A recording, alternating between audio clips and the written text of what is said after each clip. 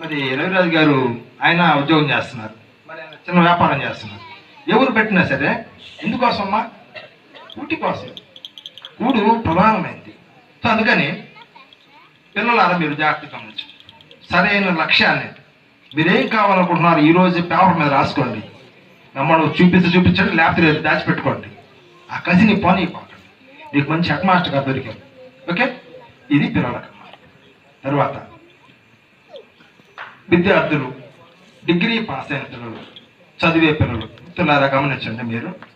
మీరు ఇప్పుడు దాకా మీరు ఏదైనా ఒక లక్ష్యం పెట్టుకోకపోతే ఇప్పుడైనా సరే మేము ఇది సాధించాలా, డిఎస్పీ కావాలా, లేకపోతే కలెక్టర్ కావాలా, బ్యాంక్ ఆఫీసర్ కావాలా, లేకపోతే ప్రొఫెసర్ కావాలా, లేకపోతే సైంటిస్ట్ కావాలా, లేకపోతే పెద్ద శాస్త్రవేత్త కావాలా, అమెరికా పోవాలి, ఆస్ట్రేలియా పోవాలి, ఇట్లా కోరుకొని ఆ దిశలో మీరు ప్రయత్నం చేయండి.